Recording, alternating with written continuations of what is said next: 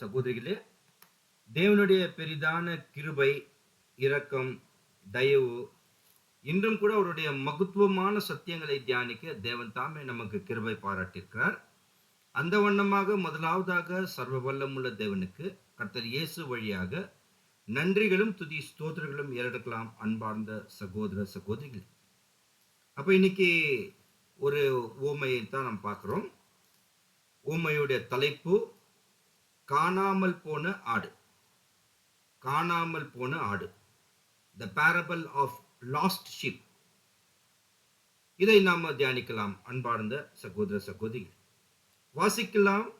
லூக்காம் எழுதிய சுவிசேஷம் 15ஆம் அதிகாரம் 4ஆம் வசனம். உங்களில் ஒரு மனுஷன். அப்போ அன்பார்ந்த சகோதர சகோதரிகளே, உங்களில் ஒரு மனுஷன் என்று கர்த்தர் இயேசு தோகிறார். அப்போ யார் இந்த ஒரு மனுஷன் பார்க்கும்போது இது பிதாவாகிய தேவனை அடையாளப்படுத்துகிறது. 100 ஆடுகளை உடையவனாக இருந்து, இப்போ அவர் எப்படி ஆரம்பிக்கிறார்னாக்கா, உங்களில் ஒரு மனுஷன் 100 ஆடுகளை உடையவனாய் இருந்து. அப்ப 100 ஆடுகள் இது எதை அடையாளப்படுத்துகின்றது என்றால், தேவனுடைய முழு சிருஷ்டிப்பு. என்னன்னு சொல்ல வர்றோம்னாக்கா, இந்த ஒரு having an 100 sheep நாக்கா, it represents the God's full creation. அதாவது இது எப்படி சொல்லலாம்னாக்கா, பரலோகத்தில் இருக்கக்கூடிய தேவ தூதர்கள், செருபீம், seraphim, ஆர்ச்ஏஞ்சல்ஸ் and all the angels in heaven, அதையும் பூமியில் இருக்கக்கூடிய மனுகுலம், இந்த ரெண்டுமே தான் அந்த 100 ஆடு. 100 அது வந்துட்டு பூர்ண ஒரு நம்பர் உடையது. 100 ஆடுனாக்கா 100 ஆனது முழு சிருஷ்டியை குறிக்கின்றது. the complete creation of our Lord Jesus Christ, both in heavens and earth. சரி, தொடர்ந்து வாசிக்கலாம். அவைகளில் ஒன்று காணாமற் போனால். இப்போ முழு சிருஷ்டியில ஒரு ஆடு காணாம போயிடுச்சான். அப்போ என்ன அது ஒரு ஆடுன்னு பார்க்கும்போது பாருங்க, அன்பார்ந்த சகோதர சகோதரிகளே, 100 வானத்திலும் பூமியிலும் தேவன் சிருஷ்டித்த முழு சிருஷ்டி குறிக்கிறது. அதுல ஒரு ஆடு காணாமல் போயிடுச்சு, விலகி போயிடுச்சுனாக்கா, அந்த ஒரு ஆடு காணாமல் போன ஆடு என்னன்னாக்கா முழு மனுகுலம், the entire mankind. அதாவது ஆதாமின் சந்ததியில தேவனோட நல்லா இருந்தாங்கோ ஏதேன் தோட்டத்துல, எப்போ தேவனுடைய வார்த்தைக்கு கீழ்ப்படியாம போனாங்களோ அந்த நாள் முதல் அந்த சந்ததி தேவ உணர்வை அவர் இழந்து விட்டாங்கோ. ஆதாம் மற்றும் ஏவாள் தேவனை விட்டு விலகி போயிட்டாங்கோ. தேவனை விட்டு விலகி போன அந்த சந்ததி தான் முழு மனுகுலம், the entire mankind. இப்ப என்டையர் மேன்கைண்ட் எங்க போய் கொண்டிருக்கின்றார்கள் அப்படின்னு ஒரு கேள்வி கேட்டாக்க, வாசிக்கலாம் வசனம்.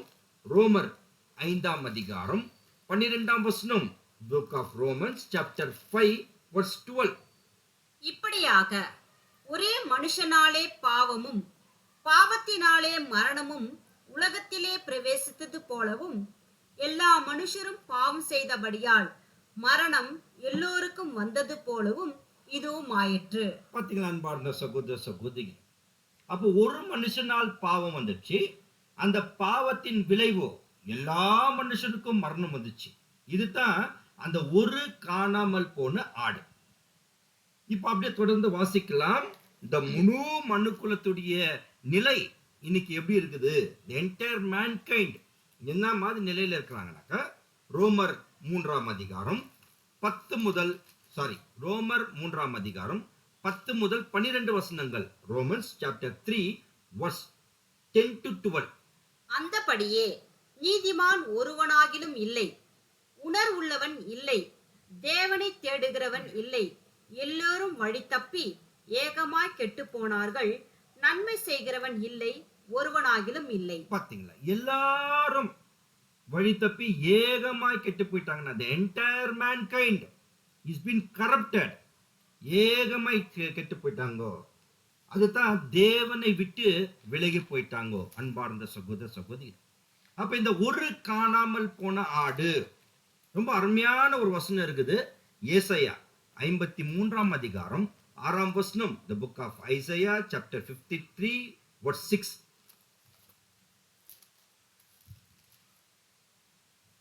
நாம் எல்லோரும் ஆடுகளைப் போல வழி தப்பி திரிந்து அவனவன் தன் தன் வழியிலே போனோம். பாத்தீங்க, நாம் எல்லாரும், அதுல ஒருத்தர் கூட எக்ஸப்ஷனல் இல்ல, நாம் எல்லாரும் ஆடுகளைப் போல வழி தப்பி திரிந்து அவனவன் தன் வழியில போனோம்.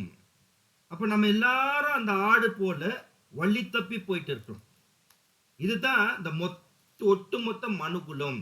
அதுதான் காணாமல் போன ஆடு, இந்த ஒட்டுமொத்த மனுகுலம். அன்பார்ந்த சகோதர சகோதரி, தொடர்ந்து வாசிக்கலாம். லூக்கா 15ஆம் அதிகாரம் 4ஆம் வசனம். 99 ஆடுகளையும் வனாந்திரத்திலே விட்டு காணாமற் போன ஆட்டை கண்டுபிடிக்கும் அளவும் தேடி திரியானோ. பாத்தீங்களா? அப்போ இந்த ஒரு ஆடு, காணாமல் போன ஆட்டை கண்டுபிடிக்க தேடி திரிந்தார் ஒருத்தர்.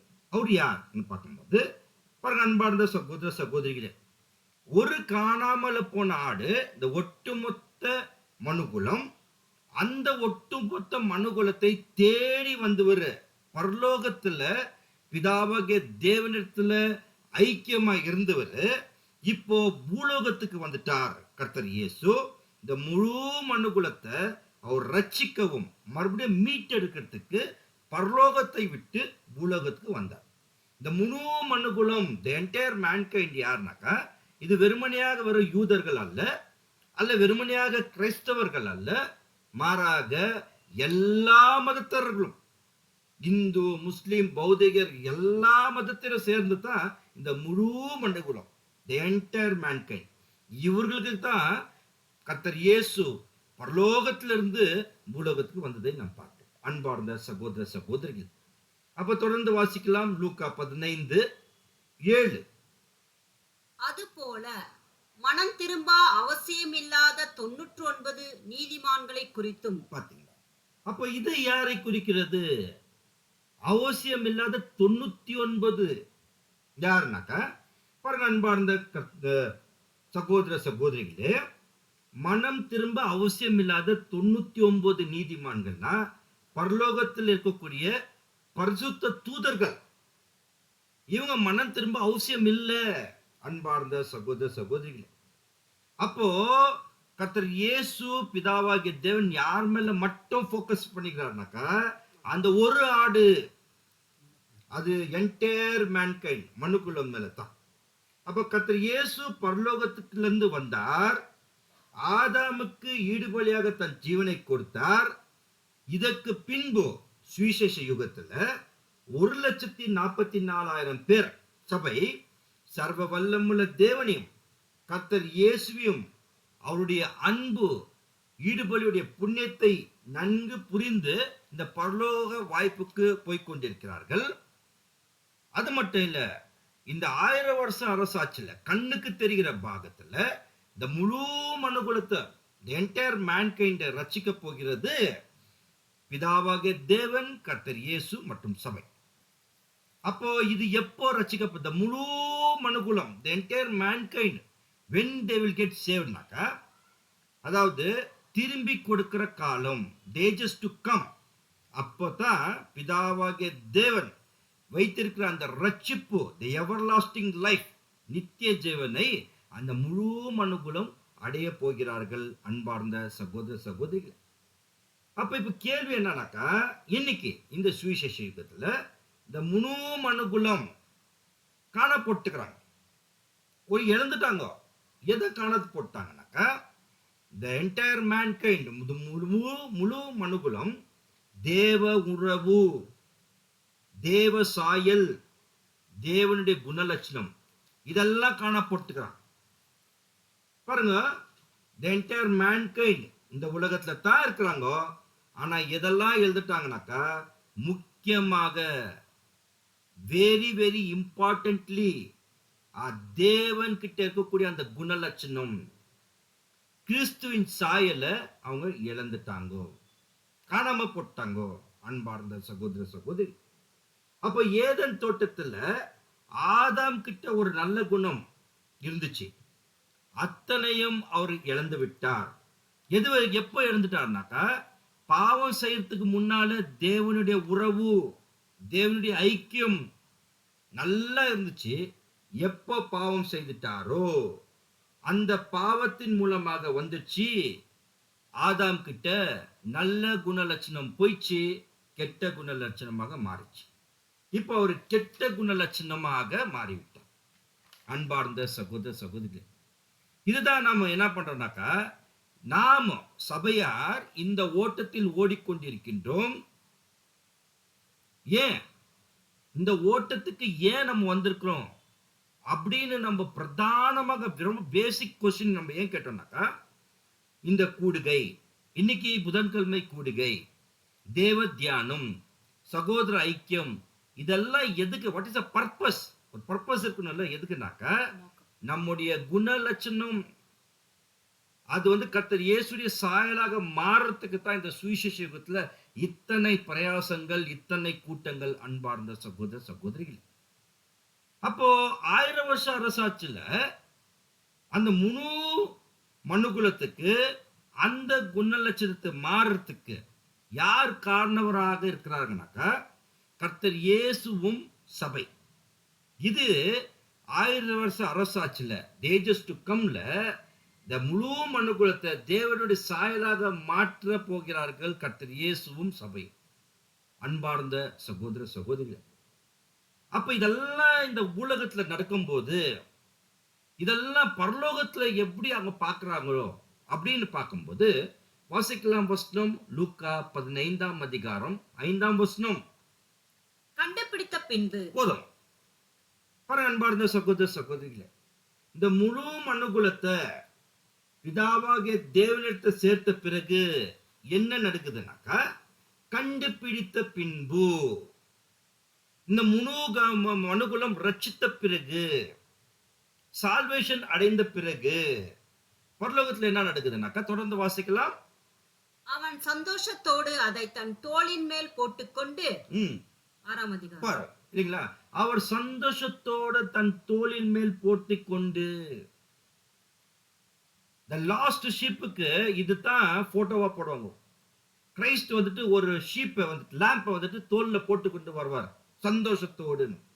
அதாவது என்ன இதுக்கு மீனிங்னாக்கா, தேவன் கர்த்தர் இயேசு சபை இவர்களோட ஒட்டுமொத்த இந்த மனுகுலம் வைக்கக்கூடிய அந்த ஐக்கியம், ஃபெலோஷிப், இதுதான் சந்தோஷத்தோடு இல்லைங்களா போட்டுக்கொண்டு.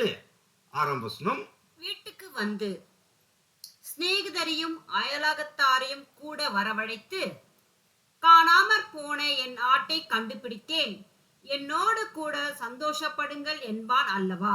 7ஆம் வசனம், அதுபோல மனம் திரும்ப அவசியமில்லாத 99 நீதிமான்களை குறித்து சந்தோஷம் உண்டாகிறதை பார்க்கிலும், மனம் திரும்புகிற ஒரே பாவியின் நிமித்தம் பரலோகத்தில் மிகுந்த சந்தோஷம் உண்டாயிருக்கும் என்று உங்களுக்கு சொல்கிறேன்.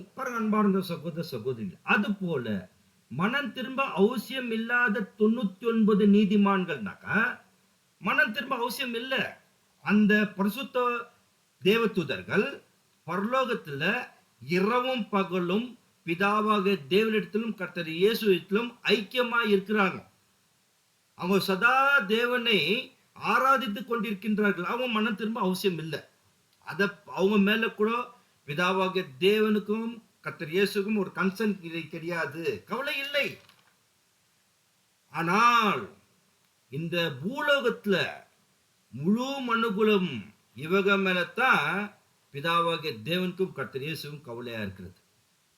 அப்ப இவங்க மனம் திரும்பிட்டாக்கா, அந்த சால்வேஷனுக்குள்ள வந்துட்டாக்கா, பிதாவாகிய தேவனுக்கும் கர்த்தர் இயேசுக்கும் சபைக்கும் எப்பேற்பட்ட ஒரு சந்தோஷம், எப்பேற்பட்ட ஒரு மகிழ்ச்சி, எப்படிப்பட்ட ஒரு உச்சபட்ச களி கூறுதல் எல்லாமே அப்பத்தான் அந்த பரலோகத்துல அந்த மிகுந்த சந்தோஷம்.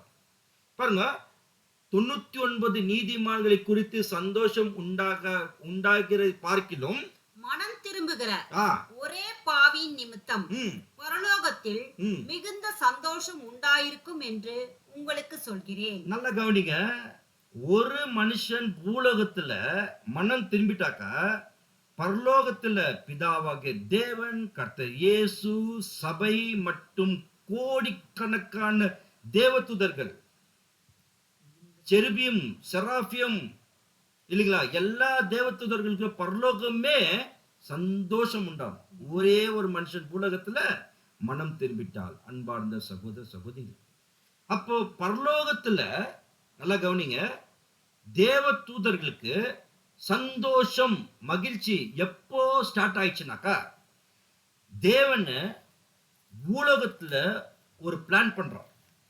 என்ன பிளான் பண்றாருனாக்கா, இந்த பூலோகத்துல இந்த ஹர்த் பூமிய அஸ்திபாரம் போடுறார். அப்ப அஸ்திபாரம் போடும்போது பரலோகத்துல இருக்கிற தேவ தூதர்கள் அப்படியே பார்த்துட்டு களி கூட்டு சந்தோஷமா பார்க்கறாங்க. என்னன்னாக்கா, தேவன் பூலோகத்துல என்னவோ செய்ய போகிறார். எப்படி சந்தோஷப்பட்டாங்கன்னாக்கா, வாசிக்கலாம். யோப் 38 அதிகாரம் 4 வசனம். The book of Job chapter 38 verse 4. நான் பூமியை அஸ்திபாரம் படுத்துகிற போது நீ எங்கே இருந்தாய்? நீ அறிவாயானால் அதை அறிவி. 5 வசனம். அதற்கு அளவு குறித்தவர் யார்? அதன் மேல் நூல் போட்டவர் யார்? இதை நீ அறிந்திருந்தால் சொல்லு. 6 வசனம். அதன் ஆதாரங்கள் எதின் மேல் போடப்பட்டது? அதன் கோடிக்கல்லை வைத்தவன் யார்? பாத்தீங்களா, இதெல்லாம் பிதாவாகிய தேவன் அவர் போடுகிற அஸ்திவாரத்தை பார்த்துட்டு நமக்கு கேள்வி கேட்கிறார் இல்லைங்களா. இப்போ 7 வசனம் தான் ரொம்ப முக்கியம். தியானிக்கலாம். அப்பொழுது ம். விடியற் காலத்து நட்சத்திரங்கள் போதுங்க. யார் இந்த விடியற்காலை நட்சத்திரங்கள்? Who is this morning stars? அன்னு பார்க்கும்போது பிதாவாகிய தேவன் பூலோகத்துல அஸ்திபாரம் போடும்போது this two morning stars, ஒன்னு வந்துட்டு லோகாஸ் கர்த்தர் இயேசு, இன்னொன்னு வந்துட்டு லூசிஃபர். இந்த 2 மார்னிங் ஸ்டார் என்ன பண்ணாங்கன்னாக்கா, ஏகமாய் பாடி தேவபுத்திரர் எல்லோரும் ம், கெம்பீரித்தார்களே. பாத்தீங்களா அன்பார்ந்த சகோதர சகோதரிகளே, when God has start putting the foundation on the earth, அங்க பரலோகத்துல லோகாஸ், லூசிஃபர் மற்றும் தேவபுத்திரர்கள் எல்லா தேவதூதர்கள் என்ன பண்ணாங்கன்னாக்கா, they were shouted with joy. எவ்வளோ சந்தோஷப்பட்டாங்க. தேவன் பூமியில என்னவோ ஒரு அஸ்திபாரம் போட்டு அங்க மனுஷிய அவங்க வைக்கிறதுக்கு தேவன் அவருடைய தெய்வீக திட்டத்துல செய்து கொண்டிருக்கின்றார் என்பதை அங்க பார்த்துட்டாங்க. அந்த டிவைன் பிளான் ஆஃப் த ஏஜஸ்ல சந்தோஷப்படுறோம். எது வரைக்கும் பரலோகம் சந்தோஷமா இருந்துச்சுனாக்கா, அந்த ஒரு மனுஷன் ஆதாம் பாவம் செய்வதற்கு முன்பாக அந்த தேவனிடத்தில் ஐக்கியம் வைக்கும் போது பரலோகமே சந்தோஷமா இருந்துச்சு. எப்போ ஆதாம் கீழ்ப்படியாமைனால பாவம் செய்துட்டாரோ அந்த நாளிலே பரலோகம் என்ன ஆயிடுச்சுங்க, ரொம்ப துக்கமாயிடுச்சு. எப்போ லூசிஃபர் சாத்தான், பழைய பாம்பாகிய சாத்தான் வந்து அந்த ஆதாம வஞ்சிட்டானோ அதுல இருந்து பரலோகத்துக்கு என்ன ஆயிடுச்சு, அந்த சந்தோஷத்தை இழந்து போயிட்டாங்க. நெக்ஸ்ட் தேவனுடைய தெய்வீக திட்டத்துல தேவ தூதர்களை தேவன் அனுப்பினாரு. அவர்களும் கூட இந்த ஒட்டுமொத்த உலக மனுஷர்களை ரட்சிக்க முடியாத ஒரு காரணத்தினால பரலோகமே ரொம்ப துக்கமாயிடுச்சு. பிறகு எப்போ பரலோகத்துக்கு சந்தோஷம் வந்துச்சுனாக்கா, ஏற்ற வேலை இல்லை, ஏற்ற காலத்துல டியூ சீசன்ல பிதாவாக தேவன் கர்த்தர் இயேசுவ பரலோகத்துல இருந்து இந்த பூலோகத்துக்கு வர வச்சதுன்னு மறுபடியுமாக பரலோகம் சந்தோஷப்பட்டுச்சு. ஏன்னாக்கா கர்த்தர் இயேசு இந்த ஒட்டுமொத்த உலகத்தை ரட்சித்து மறுபடியுமாக தேவனுடைய உறவு, தேவனிடத்தில் மறுபடியும் சேர்க்கிற ஒரு சித்தத்துல அவர் இறங்கிட்டார் என்ற காரியத்தை பரலோகம் சந்தோஷப்பட்டுச்சு. அன்பார்ந்த சகோதர சகோதரி, அப்போ அந்த நாள் முதல் எப்போ கர்த்தர் இயேசு இந்த பூலோகத்துக்கு வந்தாரோ அந்த நாள் முதல் தேவதூதர்களுடைய கம்ப்ளீட் ஃபோக்கஸ் என்ன ஆயிடுச்சுனாக்கா கர்த்தர் இயேசு மேலேயே இருந்துச்சு. ஆரம்பத்துல யார் மேல இருந்துச்சுனாக்கா யோசப்பு மரியாள் மேல இருந்துச்சு தேவதூதர்களுடைய ஃபோக்கஸ். என்ன மாதிரி ஃபோக்கஸ் பண்ணிட்டாங்க, பரலோகத்துல இருக்கக்கூடிய அந்த பரிசுத்தமான தேவதூதர்கள் எப்படி அவங்க வாட்ச் பண்ணிட்டாங்கனாக்கா அந்த நாள் முதல். வாசிக்கலாம் லூக்கா 2ஆம் அதிகாரம் 13ஆம் வசனம். அந்த க்ஷணமே பரமசேனையின் திரள் அந்த தூதனுடனே தோன்றி 14ஆம் வசனம். உன்னதத்தில் இருக்கிற தேவனுக்கு மகிமையும் பூமியிலே சமாதானமும் மனுஷர் மேல் பிரியமும் உண்டாவதாக என்று சொல்லி தேவனை துதித்தார்கள். பாத்தீங்களா அன்பார்ந்த சகோதர சகோதரிகளே, அப்போ எப்போ கர்த்தர் இயேசு அந்த கன்னி மரியாள் வயித்துல பரிசுத்தாவினால ஏவப்பட்டு கருவுல வரும்போதே பரலோகத்துல இருக்கிற தேவதூதர்களுக்கு எவ்வளவு சந்தோஷம் வந்துச்சுனாக்கா அவங்க ஒரு டிக்ளரேஷன் கொடுக்குறாங்க. Glory to God in the highest and on the earth peace, goodwill towards all men. என்ன அந்த சந்தோஷம், அந்த ஒரு ப்ரொக்ளமேஷன் கொடுக்குறாங்கனாக்கா ஆதாம்ல இருந்து கர்த்தர் இயேசு வருவதற்கு முன்னால தேவனுக்கும் மனுகுலத்துக்கும் இருக்கக்கூடிய அந்த உறவு இல்லாத போச்சு. இப்ப இனி கர்த்தர் இயேசு இந்த பூமிக்கு வந்த பிறகு அதிநிமித்தமாக தேவனுக்கும் மனுஷனுக்கும் மறுபடியுமாக அந்த உறவு வரப்போகின்றது. இது கரெக்டா அவங்க கண்டுபிடிச்சிட்டாங்க தேவதூதர்கள் பரலோகத்துல. சந்தோஷப்பட்டாங்க. See, my dear brethren in Christ, merely our Lord Jesus Christ has not came to this world to give the ransom sacrifice alone. But on the other side, Christ has reconciled between the God and the human being. அதாவது கர்த்தர் இயேசு இந்த பூலகத்துக்கு வெறுமனையாக வரும் இடுபலியை கொடுக்காமல் அந்த தேவனுக்கும் மனுஷனுக்கும் ஒரு எனிமிட்டி ஆயிடுச்சு, ஒரு பகைமை ஆயிடுச்சு. அதை ஒப்புரவுப்படுத்துறதுக்கு கூட கர்த்தர் இயேசு அந்த ஈடுபலியின் மூலியமாக நிறைவேறிட்டார். வாசிக்கலாம் வசனம் ரோமர் 5ஆம் அதிகாரம் 10ஆம் வசனம்.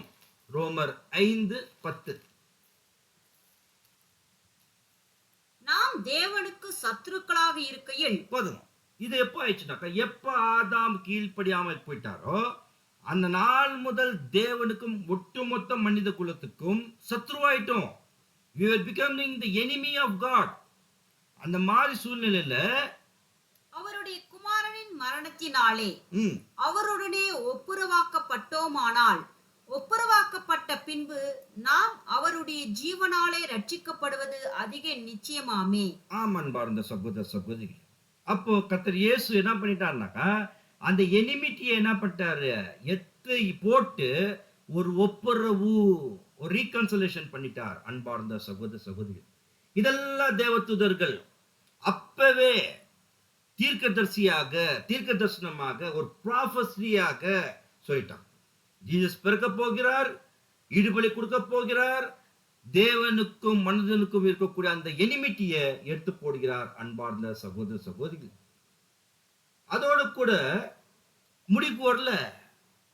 தேவதூதர்கள் என்ன பண்ணிட்டாங்கனாக்கா very keenly the angels start watching. அதாவது ரொம்ப கேர்ஃபுல்லா வாட்ச் பண்ண ஆயிட்டான். எப்படினாக்கா தேவதூதர்கள் சில ப்ரொடெக்ஷன் கூட கொடுக்க ஆரம்பிச்சிட்டாங்க, பாதுகாப்பு கொடுக்க ஆரம்பிச்சிட்டாங்க. வாசிக்கலாம் வசனம் மத்தேயு 2ஆம் அதிகாரம் 13ஆம் வசனம்.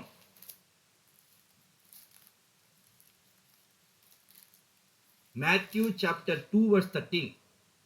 அவர்கள் போன பின்பு கர்த்தருடைய தூதன் சொப்பனத்திலே யோசேப்புக்கு காணப்பட்டு, ஏரோது பிள்ளையை கொலை செய்ய தேடுவான், ஆதலால் நீ எழுந்து பிள்ளையும் அதன் தாயும் கூட்டிக் கொண்டு எகிப்துக்கு ஓடி போய் நான் உனக்கு சொல்லும் வரைக்கும் அங்கே இரு என்றான். பாத்தீங்களா அன்பார்ந்த சகோதர சகோதரி, இது என்ன நம்ம தோன்றுதுனாக்கா இதுதான் தேவதூதர்களுடைய பணி. ரொம்ப விசேஷமாக யோசேப்பு மரியாள் அந்த வயிற்றுல இருக்கிற அந்த குழந்தைய இல்லைங்களா அவன் சாவடிக்கிறான் சொன்னிருந்தோன்னு, இல்ல சாரி வயிற்றுல இருக்கிற பிறந்த குழந்தைய சாவடிக்கிறான்னு சொன்னிருந்தோன்னு இந்த தேவதூதர்கள் என்ன மாதிரி ஒரு ப்ரொடெக்ஷன் கொடுக்குறாங்கனாக்கா, நான் சொல்ற வரைக்கும் அங்க ஒழிஞ்சுக்கோ, நான் சொல்லிட்ட பிறகு நீங்க மறுபடியும் வாங்கோ, அந்த மாதிரி தேவ தூதர்கள் பணிவிடை செய்ய ஆரம்பிச்சிட்டாங்க. அன்பார்ந்த சகோதர சகோதரிகளே, அதுக்கு பிறகு கர்த்தர் இயேசு வளர்ந்து 30ஆம் வயசுல கர்த்தர் இயேசு ஞானஸ்தானம் எடுக்கும்போது இம்மிடியட்லி சாத்தானுடைய சோதனைகள், வஞ்சனைகள் வந்துச்சு. அந்த நேரத்தில் தேவதூதர்களுடைய பணி ஏதாவது இருந்துச்சாங்க பார்க்கும்போது வாசிக்கலாம். மத்தேயு 4ஆம் அதிகாரம் 11ஆம் வசனம். Matthew chapter 4 verse 11. அப்பொழுது பிசாசானவன் அவரை விட்டு விலகி போனான். உடனே தேவதூதர்கள் வந்து அவருக்கு பணிவிடை செய்தார்கள். பாத்தீங்களா அன்பார்ந்த சகோதர சகோதரிகளே, அப்போ எப்போ கர்த்தர் இயேசுவை சாத்தானானவன் வஞ்சித்த பிறகு கர்த்தர் இயேசு வசனத்திலேயே சாத்தானை விரட்டி அடித்த பிறகு தேவ தூதர்கள் அவருக்கு பணிவிடை செய்தார்கள். Then the devil leaveth him, and behold, angels came and ministered unto him. பணிவிடை செய்தார்கள். அன்பார்ந்த சகோதர சகோதரிகள், ரொம்ப முக்கியம், ரொம்ப ரொம்ப முக்கியம். அப்படியே அன்பார்ந்த சகோதர சகோதரிகளே, இந்த சுவிசேஷ யுகத்துல ஒரு புது சிருஷ்டி தேவனுடைய பிள்ளைகளுக்கு எப்போ தேவனோடு நாம் நல்மனசாட்சியின் உடன்படிக்கை செய்துட்டோமோ அந்நாள் முதல் தேவன் விசேஷித்த தேவ தூதர்களை அனுப்பி நமக்கு பாதுகாப்பு, நமக்கு பணிவிடை செய்கிற தேவ தூதர்கள் இருக்கின்றார்கள். மறந்துவிடக்கூடாது அன்பார்ந்த சகோதர சகோதரிகளை. எப்படி பிரதர் சொல்றீங்க? வாட் இஸ் த எவிடன்ஸ் பார்க்கும்போது சில வசனங்களை வாசிக்கலாம். தேவ தூதர்கள், பரிசுத்தமான தேவ தூதர்கள் பரலோகத்திலிருந்து நமக்காக பணிவிடை செய்து கொண்டிருக்கிறார்கள், பாதுகாத்து கொண்டிருக்கின்றார்கள். சங்கீதம் 91:11. சாம்ஸ் 91:11.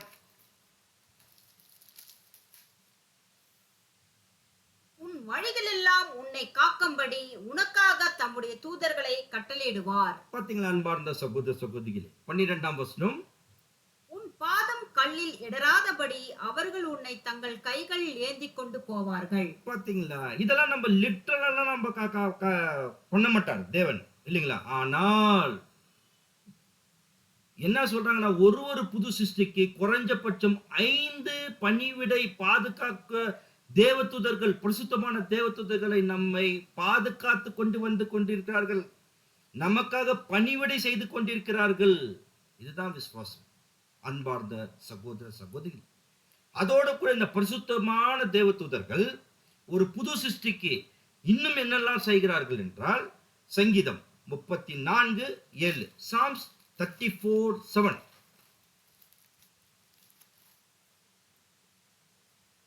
கர்த்தருடைய தூதன் அவருக்கு பயந்தவர்களை சூழ பாளையம் இறங்கி அவர்களை விடுவிக்கிறார். பாத்தீங்களா அன்பார்ந்த சகோதர சகோதரி, எதிலிருந்து விடுவிக்கிறார்?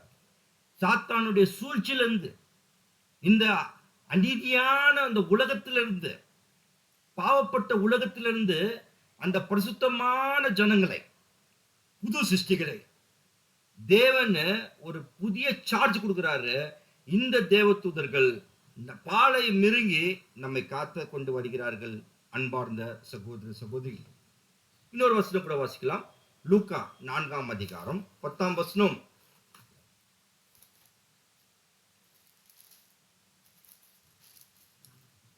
Gospel of Luke chapter 4 verse 10. ஏனெனில் உம்மை காக்கும்படி தம்முடைய தூதர்களுக்கும் உம்மை குறித்து கட்டளையிடுவார் என்றும். பாத்தீங்களா அன்பார்ந்த சகோதர சகோதரி, அப்ப நம்ம இது முழுமையாக விசுவாசிக்க வேண்டும். தேவன் இரவும் பகலும் நமக்காக பணிவிடை செய்ய, பாதுகாக்க தேவன் நமக்கு தேவ தூதர்களை அனுப்பி இருக்கிறார் பரலோகத்திலிருந்து. அதுக்காக நம்ம கோடா கோடி நன்றிகளை தேவனுக்கு செலுத்தவர்களாக நாம் கடமைப்பட்டிருக்கின்றோம் அன்பார்ந்த சகோதர சகோதரிகள். அப்ப கர்த்தர் இயேசு அந்த இறுதி நாட்கள்ல கெத்செமனில அவர் 3 வரை ஜெபிக்கிறார். பிறகு என்ன சொல்றாருன்னா, இது என்னுடைய சித்தம் அல்ல, உம்முடைய சித்தம் போல ஆக கடவுதுன்னு சொல்றாரு. அந்த நேரத்துல கூடவே இருந்த அப்போஸ்தலர்கள் இல்ல, அவர் கூட தனிமையா கெத்செமனில அவர் ஜெபம் பண்றத நம்ம வசனத்துல வாசிக்கிறோம். அப்ப அவர்கிட்ட அவரை கம்ஃபர்ட் பண்ற மாதிரி தேவதூதர்கள் இருந்த மாதிரி நமக்கு தெரியல. எந்த ஒரு ஆறுதலும் தேர்தலும் தேவதூதர்கள் கொடுத்த மாதிரி நம்மளுக்கு தெரியல. ஆனா வசனம் என்ன சொல்றதுன்னு வாசிக்கலாம். லூக்கா 22ஆம் அதிகாரம் 42ஆம் வசனம். The Gospel of Luke chapter 22 verse 42. பிதா உமக்கு சித்தமானால் இந்த பாத்திரம் என்னை விட்டு நீங்கும்படி செய்யும். ஆயினும் என்னுடைய சித்தத்தின்படி அல்ல, உம்முடைய சித்தத்தின்படி ஆக கடவது என்று ஜெபம் பண்ணினார். பாத்தீங்களா, ஒரு ஜெபம் பண்றாரு. இந்த ஒரு அவமானத்தின் பாத்திரத்தை எனக்கு கொடுக்குறீங்களே, அது வந்துட்டு இந்த டிவைன் ஜஸ்டிஸ்ல அது சரியில்லையே அப்படின்னு ஜெபம் பண்றார். பிறகு அவர் கரெக்டா பிதாவாகி தேவன் ஸ்டடி பண்ணிட்டாரு. என்னுடைய சித்தம் அல்ல உங்களுடைய சித்தம் சொல்லிட்டு ஜெபம் பண்ணி முடிக்கிறாரு. முடிச்ச உடனே என்ன நடக்குதுன்னாக்கா, லூக்கா 22:43. அப்பொழுது வானத்திலிருந்து ஒரு தூதன் தோன்றி அவரை பலப்படுத்தினான். பாத்தீங்களா அன்பார்ந்த சகோதர சகோதரிகளே, and there appeared an angel unto him from heaven strengthening him. பலவீனமான கர்த்தர் இயேசுவை அந்த பரிசுத்த தேவதூதர்கள் பலப்படுத்தினார்கள். அன்பார்ந்த சகோதர சகோதரிகளே, ஏன் பலப்படுத்த வேண்டும்? நல்லா தெரிஞ்சிச்சு தேவதூதருக்கு பரலோகத்துல there is a time has come very near that our Lord Jesus Christ has to give the ransom sacrifice for all. அதாவது கர்த்தர் இயேசுடைய ஈடுபலி நிறைவேற ஒரு தருணம் வந்துச்சு. அந்த தருணத்துல தேவதூதர்களுடைய பாதுகாப்பு, தேவதூதர்களுடைய பராமரிப்பு அவருக்கு ரொம்ப முக்கியமா இருந்துச்சு. அன்பார்ந்த சகோதர சகோதரிகளே, அப்படியே அதே போல சபை 1,44,000 பேருக்கு கூட நம்முடைய ஓட்டத்தை, நம்ம ஓட்டமே இடுக்கமான பாதை, வழி இடுக்கமும் நெருக்கமா இருக்கின்றது. அதை வெற்றிகரமாக ஓடி முடிக்க இது போல தேவதூதர்கள் நமக்கு பாதுகாப்பு பராமரிப்பு கொடுத்து வருகிறார். அது தேவன் நமக்கு கொடுத்திருக்கிற எக்ஸ்ட்ரா கிரேஸ். அன்பார்ந்த சகோதர சகோதரி, வாசிக்கலாம் இன்னொரு வசனம். மத்தேயு 18:10. Matthew chapter 18 verse 10. இந்த சிறியவரில் ஒருவனையும் அற்பமாய் எண்ணாதபடி எச்சரிக்கையாயிருங்கள். பாருங்க அன்பார்ந்த சகோதர சகோதரி, இந்த வசனத்தை கொஞ்சம் டீட்டெயிலா நம்ம பார்க்கலாம். அப்போ என்ன சொல்லுதுனாக்கா, நாம எப்படி இந்த வசனத்தை புரிந்து கொள்ள வேண்டும்னாக்கா, இந்த சிறியலில் ஒருவன் அற்பமா எண்ணிடாதீங்கோ. Take it as granted. This is the brother, this is the sister அப்படின்னு அற்பமா எண்ணிடாதீங்கோ. அப்படி எண்ணும் போதே நமக்குள்ள உருவாகின்றது ஒரு மேட்டிமை, பிரைடு. எப்படி நம்ம அற்பமா என்றது எதெல்லாம் சாத்தியமா இருக்கின்றதுனாக்கா, நான் 25 வருஷமா பைபிள் ஸ்டூடெண்டா இருக்கேன். நான் எல்லா விதமான அனுபவங்கள் பெற்றிருக்கின்றேன். டாக்டரின் விசிட்ல, கேரக்டர் விசிட்ல, எக்லீஷா விசிட்ல அப்படின்னு சொல்லிட்டு, ஒருவேளை என்னுடைய உடன் சகோதரன் ஏதோ ஒரு விசேஷமாக ஒரு உபதேசத்தில் அவர் ஏதோ ஒரு உபதேசத்தை நமக்கு கற்றுத்தரும் போது, நமக்கு அறிந்து தெரிந்து உணர்ந்து கிண்டலோ கேலி செய்வது அந்த சகோதரனுக்கு, அது நமக்கு அந்த நேரத்தில் சந்தோஷம் வரும். ஆனால் அன்பார்ந்த சகோதர சகோதரிகளே, நல்லா யோசிக்கணும். அந்த கேலி செய்யப்பட்ட சகோதரனை ஒருவேளை தேவன் கர்த்தர் இயேசு பரலோகத்தில் அங்கீகரிச்சிட்டாக்கா, அவருடைய சத்தியத்தை தேவனும் கர்த்தர் இயேசு ஏற்றுக்கொண்டு விட்டால், அப்பேற்பட்ட சகோதரனுடைய மேன்மை தேவனுடைய பார்வைக்கு ரொம்ப சிரேஷ்டமாயிடும். அதனாலதான் நம்ம ரொம்ப ஜாக்கிரதையா இருக்கணும். எல்லா சகோதர சகோதரி கிட்ட முதலாவது நாம காட்ட வேண்டிய குணலட்சணம் தாழ்மை. பாருங்க, என்ன தொடர்ந்து வாசிக்கிறேன். இந்த சிறியரில் ஒருவனை அற்பமா எண்ணாதபடிக்கு என்ன பண்ண சொல்லுகிறாரு? எச்சரிக்கையா இருங்கள்.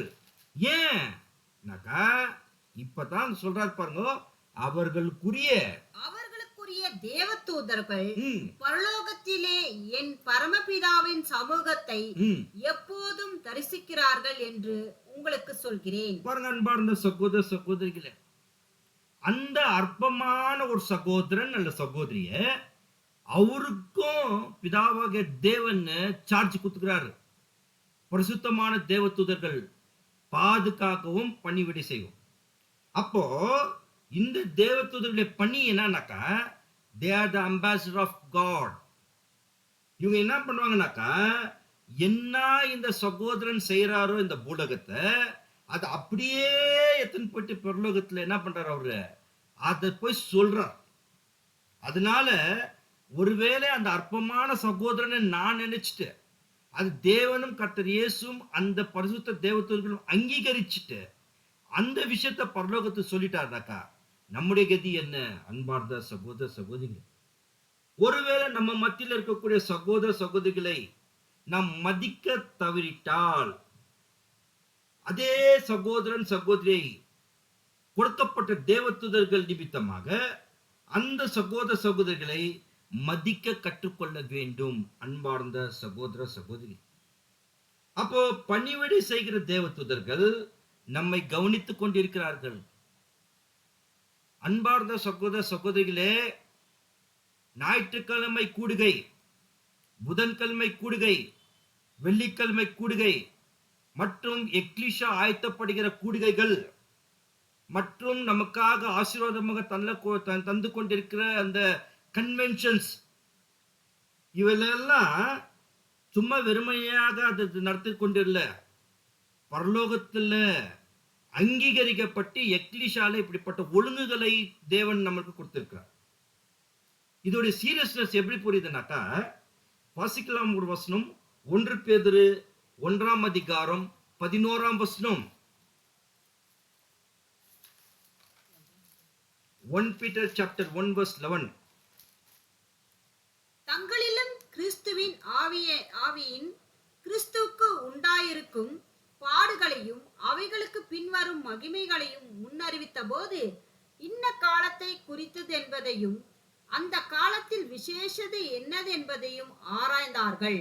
12ஆம் வசனம். தங்கள் நிமித்தம் அல்ல, நமது நிமித்தமே இவைகளை தெரிவித்தார்கள் என்று அவர்களுக்கு வெளியாக்கப்பட்டது. பரலோகத்திலிருந்து அனுப்பப்பட்ட பரிசுத்த ஆவியினாலே உங்களுக்கு சுவிசேஷத்தை பிரசங்கித்தவர்களை கொண்டு இவைகள் இப்பொழுது உங்களுக்கு அறிவிக்கப்பட்டு வருகிறது. இவைகளை உற்று பார்க்க தேவதூதரும் ஆசையாய் இருக்கிறார்கள். I read in English. Searching what or what manner of time the Spirit of Christ which was in them did signify, when it testified beforehand the suffering of Christ and the glory that should follow. 12th verse.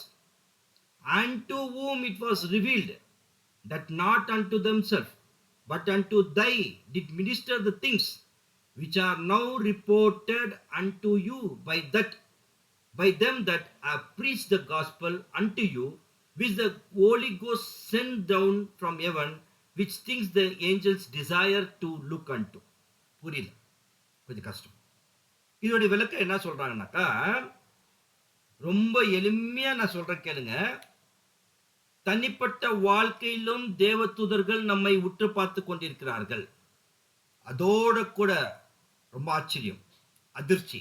இப்போ இந்த நிமிஷத்துல நாம தேவனுடைய வார்த்தையை பகிர்ந்து கொண்டிருக்கின்றேன், அதை நீங்கள் எல்லோரும் கேட்டுக்கொண்டிருக்கிறீர்கள். அவ்வளவுதான் நம்மளுக்கு புரியுது.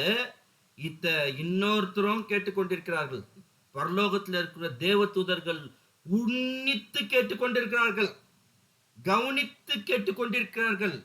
அது மட்டும் இல்ல, உன்னித்து பார்த்து கொண்டிருக்கிறார்கள். அன்பார்ந்த சகோதர சகோதரிகளே, யார் இன்னைக்கு லீட் பண்றாங்கோ, யார் இன்னைக்கு பிரேயர் பண்றாங்கோ, யார் இன்னைக்கு மன்னா வாசிக்கிறாங்கோ, யார் தேவனுடைய வார்த்தையை பகிர்ந்து கொண்டிருக்கிறார்கள், அத்தனையும் பரலோகத்திலிருந்து தேவதூதர்கள் உன்னித்து பார்த்து கொண்டிருக்கின்றார்கள். ஏன் பார்க்கணும்? அவங்களுக்கு வேற வேலை என்ன? இந்த வேலை தான். ஏன்னாக்கா, சகோதரன் சத்தியத்தை பேசும்போது அந்த சத்தியத்துல தேவன் கிட்ட போய் சேர்க்கிறதுக்கு முன்னால இவங்களும் எனக்காகவும் உங்களுக்காக தேவதூதர்கள் ஜெபம் பண்றாங்களாம். பிறகு இந்த மீட்டிங் முடிஞ்சிட்ட பிறகு இந்த சத்தியத்தினுடைய நற்சாட்சியை ஒவ்வொரு தேவதூதர்களும் எத்தனை போயிட்டு பிதாவாகிய தேவன் கிட்டயும் கர்த்தர் இயேசு கிட்டயும் சப்மிட் பண்றாங்க. இதுதான் பணிவிடை செய்கிற ஊழியம். அன்பார்ந்த சகோதர சகோதரிகளே, so let us not take the any meeting as a take a granted. ஏன்னாக்கா பரலோகத்துல இருக்கிற தேவ தூதர்கள் உன்னித்து பார்க்கிறாங்க. பாருங்க அன்பார்ந்த சகோதர சகோதரி, இது நம்மளுக்கு நிறைய தடவை நான் பகிர்ந்து கொண்டிருக்கின்றேன். 10 மணிக்கு எக்லிஷா ஸ்டார்ட் ஆகுதுனாக்கா நாம என்ன நினைச்சுக்கோன்னா 10 மணிக்கு தான் பிரதர் வராரு, அரேஞ்ச் பண்றாரு, ஸ்டார்ட் பண்றாருன்னு. நோ, 9:45 தேவதூதர்கள் வராங்கோ. தேவதூதர்கள் வந்து கவனித்துக் கொண்டிருக்கிறார்கள். அவங்களும் நமக்கு பணிவிடை செய்றாங்க. எப்படின்னாக்கா இன்னொரு சகோதரன் மூலியமாக எப்படி ஒழுங்கு பண்ணணும்னு அந்த தேவதூதர்கள் நமக்கு அறிவுறுத்தி கொண்டிருக்கிறார்கள். அன்பார்ந்த சகோதர சகோதரிகளே, எப்படி பதர் சொல்றீங்க? What is the evidence? தேவதூதர்கள் எக்லிஷியா சர்வீஸ்ல இருக்கிறாங்கனாக்கா, ஆமா. ஏன் ஸ்திரீங்க முக்காடு போடணும் தெரியுங்களா? முதலாம் உலகத்துல எப்படி அந்த ஸ்திரீகள் வந்துட்டு தேவதூதர்கள் மூலியமாக வஞ்சிக்கப்பட்டார்களோ, அதே போல நாமளும் எக்லிஷால வஞ்சிக்க கூடாதபடிக்கு நாம முக்காடு போட சொல்றாங்க. தேவதூதர்கள் நிமித்தமாக you should at cover the sisters சொல்றாங்க. அது ஒண்ணு எவிடன்ஸ் போதும். அன்பார்ந்த சகோதர சகோதரிகள், அப்ப தேவதூதர்கள் நமக்காக பணிவிடை செய்து கொண்டிருக்கிறார்கள். வாசிக்கலாம் வெளிப்படுத்தல் 3ஆம் அதிகாரம் 5ஆம் வசனம். The book of Revelation chapter 3 verse 5. ஆகையால் நீ கேட்டு No. வெளிப்படுத்தல் 3ஆம் அதிகாரம் 5ஆம் வசனம். ஜெயம் கொள்கிறவன் எவனோ அவனுக்கு வெண்வஸ்திரம் தரிப்பிக்கப்படும். ஜீவ புஸ்தகத்திலிருந்து அவனுடைய நாமத்தை நான் கிறுக்கி போடாமல் என் பிதாவின் முன்பாகவும் என் பிதாவின் முன்பாகவும் அவருடைய தூதர் முன்பாகவும் அவன் நாமத்தை அறிக்கையிடுவேன். பாத்தீங்களா அன்பார்ந்த சகோதர சகோதரிகளே, இதுதான் லாஸ்ட்ல பிதாவாகிய தேவனுக்கு முன்பாகவும் தூதர்கள் இருக்கிறாங்க. ஆமா, இந்த சகோதரன் இந்த சகோதரியை அவருடைய என்டையர் கான்சென்ட்ரேஷன் லைஃப் நான் கவனிச்சுட்டேன். ஆண்டு நமக்காக நர்சாட்சி கொடுக்கிறதுக்கு பரலோகத்துல தூதர்கள் இருக்கிறார்கள். அன்பார்ந்த சகோதர சகோதரிகளே, இதை மறந்து விடக்கூடாது. நாம என்ன நினைச்சிருக்கிறோம்? பூலோகத்துல சகோதரர்கிட்டயோ சகோதரி கிட்ட மட்டும் நர்சாட்சி பெற்றுக்கணும், அப்படியே நம்ம 1,44,000 டிராவல் பண்ணிடலாம் இல்லைங்க. பரலோகத்துல இருக்கிற தூதர்கள் ஆல்ரெடி பூலோகத்துக்கு வந்துட்டு நம்மளை வாட்ச் பண்ணி கொண்டிருக்கிறார்கள். அது மட்டும் இல்ல, நம்ம செய்கிற நற்கிரியைகளை தேவன் கிட்ட போயிட்டு சப்மிட் பண்ணிருக்கிறார்கள். இதுதான் பணிவிடை. அன்பார்ந்த சகோதர சகோதரிகள், அப்ப நம்ம பார்த்துட்ட காரியம் லூக்கா 15ஆம் அதிகாரம் 7ஆம் வசனம். The Gospel of Luke chapter 15 verse 7. அதுபோல மனம் திரும்ப அவசியமில்லாத 99 நீதிமான்களை குறித்து சந்தோஷம் உண்டாயிருக்கிறதை பார்க்கிலும். பாத்தீங்களா, இவ்வளவு நேரம் நம்ம என்ன பார்த்தோம்னாக்கா மனம் திரும்ப தேவையில்லை. அந்த 99 மனம் திரும்ப தேவையில்லை. பரலோகத்தில் இருக்கக்கூடிய அந்த ஆர்ச் ஏஞ்சல்ஸ், செராபின்கள் தேவையில்லை. அவங்க ஏற்கனவே நீதிமான்கள்.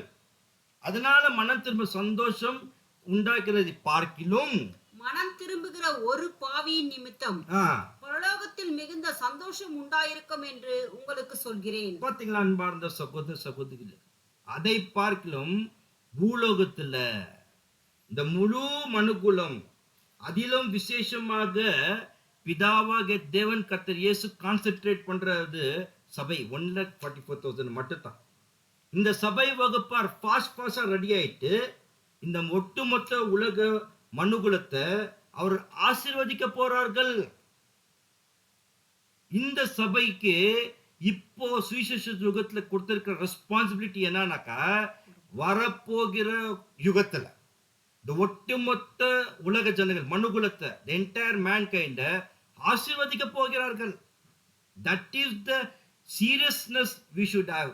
அன்பார்ந்த சகோதர சகோதரிகளே, அப்போ 1000 years அந்த 1000 வருஷ அரசாட்சியில என்ன நடக்குது பார்க்கும்போது வாசிக்கலாம் ஒரு வசனம். 1 தீமோத்தேயு 2ஆம் அதிகாரம் 4ஆம் வசனம். 1 தீமோத்தேயு chapter 2 verse 4.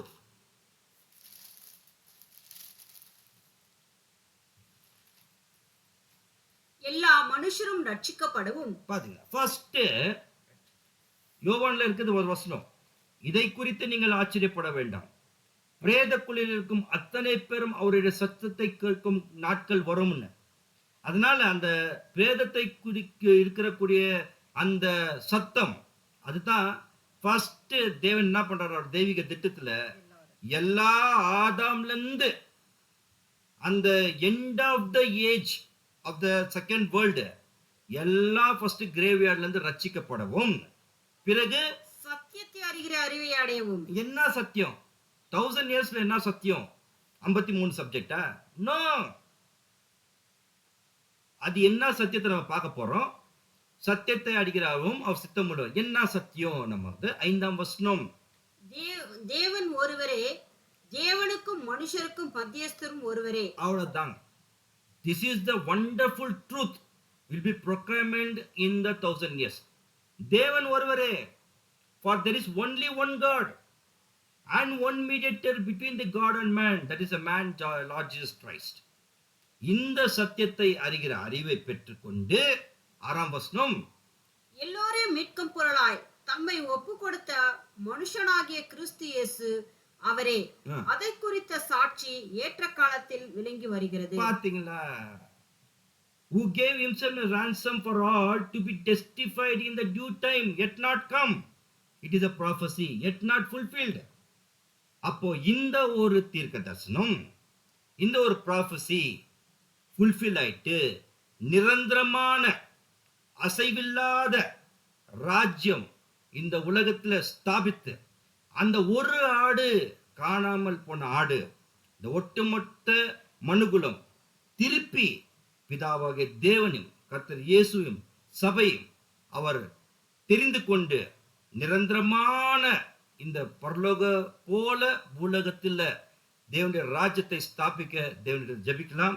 தேவன் தாமே இந்த ஒரு காணாமல் போன ஆடு என்கிற ஊமையின் அர்த்தத்தையும் சத்தியத்தையும் வெளிப்படுத்ததாக தேவனுக்கு மறுபடியுமாக சபையாக உள்ளத்தின் ஆழத்திலிருந்து நன்றிகளும் துதி ஸ்தோத்திரங்களும் ஏற்கலாம். அன்பார்ந்த சகோதர சகோதரிகள், பொறுமையோடு கேட்ட அன்பு சகோதர சகோதரிக்கு நன்றி.